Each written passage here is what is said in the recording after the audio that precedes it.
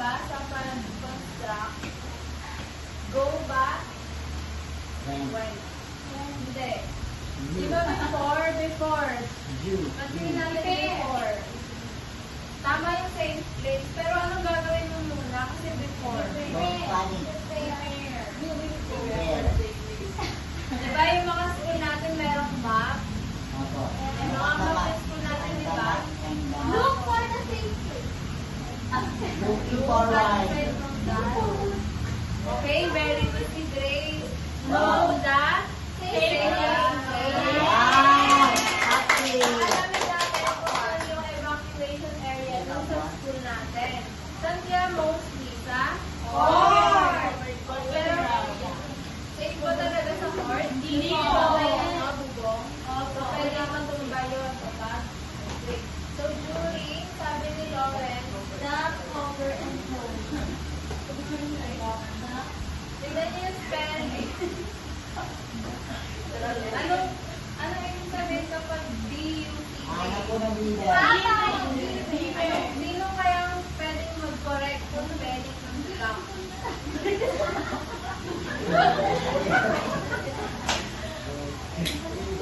Kasi diba, literal na duck yung animal.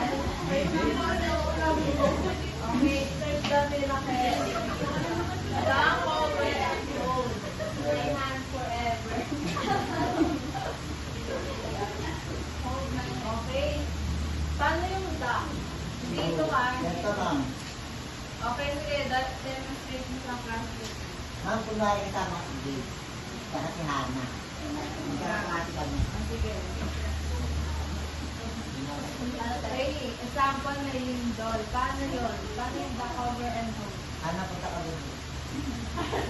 Ganun. Nagkabilis. Tuloy ka sa akin. Ganito po ma'am. Yung back. Ay, ang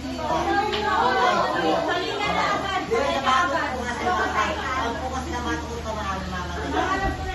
Pero mas mahalaga yung ulo. Kaya Opo, dyan. nasa ilalim ng Bye. Ito po, sa ilalim ng arm. Ay,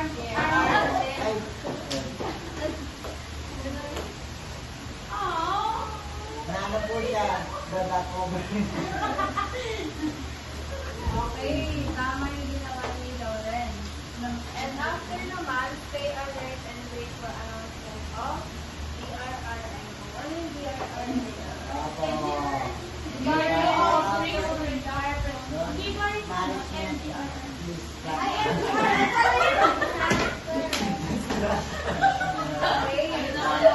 so now,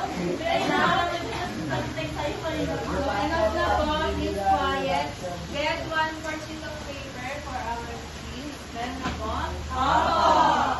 Tapos na po. Okay, ang gagawin nyo is, dito kayo pipili ng sagot sa na box to complete yung mga blank. Are you done? Yes. I'm Lauren. Yes. Done? Opo. Ito. Okay, pass your paper to center aisle and exchange sa kabilang row. So, iti-check natin yung answers nyo. Number 1, the shaking or vibration of the crust of the earth is known as blast. Anong answer? Earthquake. Earthquake. So, an earthquake due to sudden movement of the rocks or when two tectonic plates collide is known as blast earthquake. Monday. Tectonic plates collide. Tectonic. Tectonic. Okay, very good. Tectonic earthquake. An earthquake due to the movement of magma within the volcano is called as volcanic earthquake. And an earthquake due to human activity is known as okay, make sure na sinasikan niyo yung paper na classmates nyo. Number 5, the point of origin of an earthquake underground. Focus na sa ilalim. And last one, epicenter. Yung nandun naman sa surface. Sugat, 5. 6. 6. Sugat 6. 1, 2, 3, 4, 5, 6, 7, 8. 5.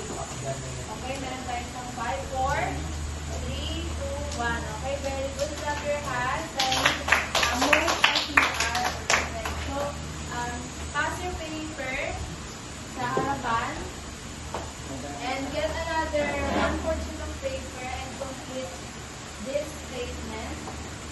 At least 3 to 5 sentences each. I understand that and I mean that. Okay? Word for it in 2 minutes.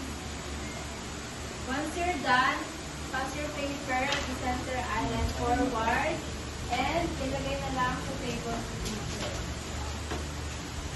Okay. It seems like we're done. So, goodbye, Six Sampalita. Goodbye, Ma'am Maylin. Thank you for teaching us today. Mabuhay!